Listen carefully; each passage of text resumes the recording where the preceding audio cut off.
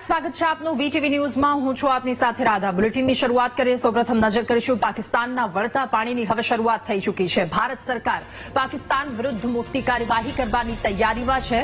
રાષ્ટ્રપતિ દ્રૌપદી મુર્મુને મળવા માટે ગૃહમંત્રી અમિત શાહ પહોંચ્યા। ગૃહમંત્રી સાથે વિદેશ મંત્રી એસ જયશંકર પણ હાજર। પહેલગામ આતંકી હુમલા અંગે રાષ્ટ્રપતિને માહિતી આપવામાં આવી।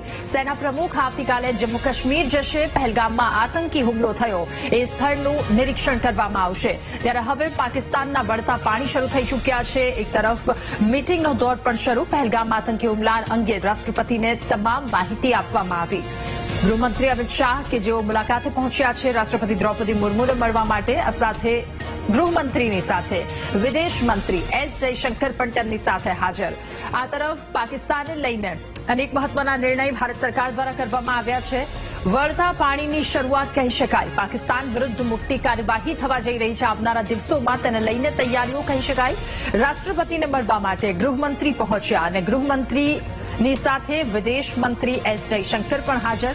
ત્યારે તમામ માહિતી રાષ્ટ્રપતિને આપવામાં આવશે। પહેલગામમાં આતંકી હુમલો થયો એ સ્થળનું નિરીક્ષણ પણ કરવામાં આવશે।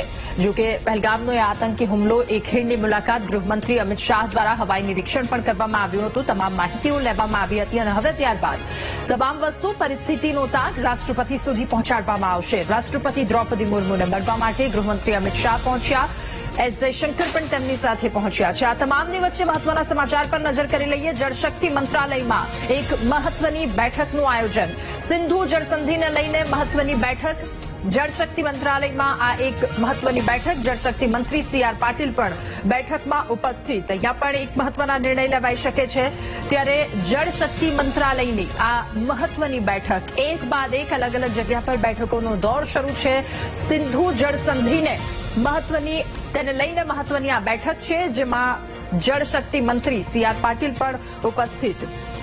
જોકે સિંધુ જે સંધિ છે આખો રદ કરી દેવામાં આવ્યો છે। અનેક મહત્વના નિર્ણયો પણ લેવામાં આવ્યા છે, પરંતુ આ તમામની વચ્ચે મહત્વના સમાચાર એ પણ કે સિંધુ જળસંધિને લઈને એક બેઠકનું આયોજન કરવામાં આવ્યું છે। જળશક્તિ મંત્રી સી.આર. પાટીલ પણ આ બેઠકમાં ઉપસ્થિત। અહીંયા પણ મહત્વના નિર્ણયો લેવાઈ શકે। અનેક મહત્વના મુદ્દા પર ચર્ચા અને ત્યારબાદ કોઈ કડક ઠોસ નિર્ણય અંગે ચર્ચા પણ કરવામાં આવી શકે છે। 4 થી 5 મહત્વના મુદ્દાઓ ગઈકાલે ચર્ચાયા હતા બેઠકમાં। સીસીએસની બેઠક, જ્યાં પણ આ નિર્ણયો લેવામાં આવ્યા। કરાર બંધ કરવામાં આવ્યો। જો કે ત્યારબાદ આ વધુ એક મહત્વના સમાચાર, જળશક્તિ મંત્રાલયમાં મહત્વની બેઠકનું આયોજન। જે બેઠકમાં જળશક્તિ મંત્રી સી.આર. પાટીલ ઉપસ્થિત, સાથે અધિકારીઓ ઉપસ્થિત અને હવે સિંધુ કરારને લઈને અનેક મહત્વના મુદ્દા પર ચર્ચા પણ થઈ શકે। ત્યારે સી.આર. પાટીલ કે જેઓ આ બેઠકમાં ઉપસ્થિત છે, ચારેય તરફથી એ પ્રકારની પરિસ્થિતિ, એક બાદ એક બેઠકોનો દોર। બીજી તરફ રાષ્ટ્રપતિ દ્રૌપદી મુર્મુને મળવા માટે પહોંચ્યા છે ગૃહમંત્રી અમિત શાહ, એસ જયશંકર, એમની સાથે પણ બેઠકનો દોર। બીજી તરફની આ બેઠક કે જે જળશક્તિ મંત્રી સી.આર. પાટીલ આ બેઠકમાં ઉપસ્થિત છે। જળશક્તિ મંત્રાલયમાં મહત્વની બેઠક, કારણ કે કરાર રદ કરવામાં આવ્યો છે હાલ પૂરતો, એને લઈને ક્યાંક ચર્ચા કરવામાં આવી શકે। તો પાકિસ્તાનના હવે વળતા પાણી શરૂ, કારણ કે અલગ અલગ જગ્યા પર અલગ અલગ ટીમો એક્ટિવ થઈ છે। મહત્વના એક બાદ એક સમાચાર, વધુ એક સમાચાર પર નજર કરીશું। પાકિસ્તાનની નાપાક કરતૂતનો દુનિયાભરમાં ભાંડાફોડ થયો છે। ભારતે 20 દેશના રાજદૂતોને પહેલગામ હુમલાની હકીકત શું હતી એ જણાવી। 20 દેશના રાજદૂતોને વિદેશ મંત્રાલયે તમામ માહિતી આપી છે। A to Z તમામ માહિતી, ત્યાં શું થયું। વિદેશ મંત્રાલયમાં 20 દેશના રાજદૂતોની સાથે બેઠક। આ તમામ મહત્વના સમાચાર। પાકિસ્તાન દ્વારા કાયર હરકત કરવામાં આવી છે, નાપાક કરતૂત કરવામાં આવી છે, એનો દુનિયાભરમાં ભાંડાફોડ થયો છે। બીજી તરફ દેશોનો સાથ પણ જણાઈ રહ્યો છે। રશિયા હોય, અમેરિકા હોય, અલગ અલગ જગ્યા પરથી આ વાતને લઈને સહાનુભૂતિને સાથે બાજુમાં પડખે ઉભા છે, ભારતની પડખે, તેવા પણ મેસેજ આવ્યા હતા। અને આ તમામની વચ્ચે વિદેશ મંત્રાલયમાં 20 દેશોના રાજદૂતોની સાથે એ પાકિસ્તાનનું કાયરતાપૂર્ણ જે પગલું છે, પાકિસ્તાન દ્વારા જે કરતૂત કરવામાં આવી શરમજનક, એનો ભાંડાફોડ હવે આખી દુનિયાની સામે થશે। આતંકવાદને ભારતે ક્યારેય સાંખ્યું નથી અને ભારત ક્યારેય નતમસ્તક નહીં થાય। વળતો પ્રહાર એનાથી એ પ્રકારે આપવામાં આવશે। એટલે અલગ અલગ જગ્યા પર બેઠકોનો દોર, પાકિસ્તાનની નાપાક કરતૂતને લઈને આ ત્રીજી બેઠકને લઈને મહત્વના સમાચાર. પહેલી રાષ્ટ્રપતિની સાથે બેઠક, બીજી થઈ છે જળ શક્તિ મંત્રાલયમાં આ બેઠક થઈ રહી છે અને હકીકતો જણાવવાની 20 દેશના રાજદૂતો કે જેમના સુધી તમામ હકીકત, પહેલગામમાં શું થયું, પ્રવાસીઓ સાથે શું કરવામાં આવ્યું, એ તમામ હકીકતો તેમના સુધી પહોંચાડવા માટેની આ બેઠક રાજદૂતોની સાથે બેઠક છે. એટલે હવે દુનિયાભરમાં પાકિસ્તાન દ્વારા જે નાપાક હરકત કરવામાં આવી છે, શરમજનક કરતૂત કરવામાં આવી છે, એનો ભાંડાફોડ થશે. ત્યારે એક એક ગુનેગારનો હિસાબ કરવામાં આવશે, એક એક આંસુનો બદલો લેવામાં આવશે. પાકિસ્તાનીઓ ભારત છોડો વિઝાને લઈને સૂચના આપી દેવામાં આવી છે મહત્વની. જે મેડિકલ વિઝા પર ભારત આવ્યા છે એમને લઈને પણ અમુક સમય આપી દેવામાં આવ્યો છે. તેમને પણ ભારત છોડવા માટે આદેશ આપી દેવામાં આવ્યા છે. રાજદૂતોને પણ જણાવી દેવામાં આવ્યું છે. અનેક મહત્વના નિર્ણયો વચ્ચે હવે બેઠકોનો દોર અને આખા દેશની નજર એ જ છે. દેશ બદલો માંગી રહ્યો છે, દેશ ન્યાય માંગી રહ્યો છે. કારણ કે પાકિસ્તાનીઓ દ્વારા, આતંકીઓ દ્વારા જે કરતૂત કરવામાં આવી છે તેને લઈ હવે વળતા પ્રહાર માટેના તમામ તડામાર તૈયારીઓ શરૂ થઈ ચૂકી છે. એક બાદ એક બેઠક આ તરફ.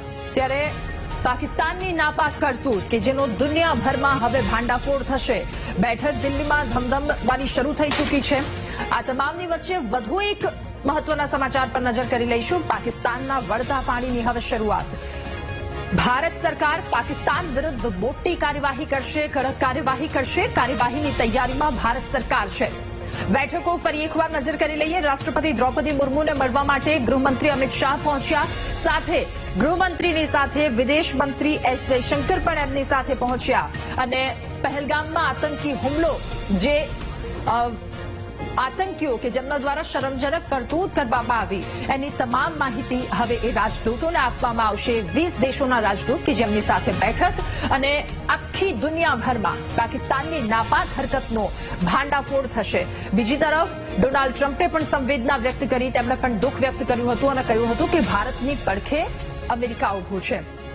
વ્લાદિમીર પુતિનનું પણ એક ટ્વીટ આવ્યું હતું. એમના દ્વારા પણ એ વાત કહેવામાં આવી હતી કે પાકિસ્તાનની આ શરમજનક કરતૂત છે. દેશ એ ભારતની પડખે ઉભો છે. તેમણે પણ જે મૃતકો છે એમના પ્રત્યે દુઃખ વ્યક્ત કર્યું હતું. જેઓ ઘાયલો છે એમના પ્રત્યે સંવેદના વ્યક્ત કરી હતી. જલ્દી સાજા થઈ જાય. આ તમામની વચ્ચે દેશભરથી પ્રતિક્રિયાઓની વચ્ચે ભારતે હવે બેઠક શરૂ કરી છે.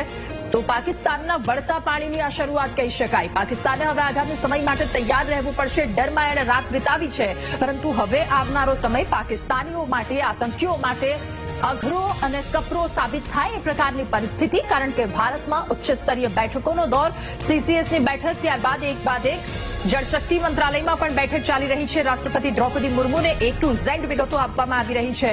બીજી તરફ દેશના રાજદૂતોની સાથે તમામ માહિતીઓ આપવામાં આવી રહી છે. એટલે દેશભરમાં ભાંડાફોડ થાય એ પ્રકારની શક્યતા છે. અનેક દેશના રાજદૂતોની સાથે બેઠક ચાલુ. રશિયન મીડિયાએ કહ્યું છે કે ભારત દ્વારા અથવા તો પછી કંઈક મોટું થવા જઈ રહ્યું છે. જડબાતોડ જવાબ આપવામાં આવશે. તસવીરો પણ સામે આવી છે. ગૃહમંત્રી અમિત શાહ, એસ જયશંકર અને રાષ્ટ્રપતિ દ્રૌપદી મુર્મુની બેઠક. આ તસવીર સામે આવી છે.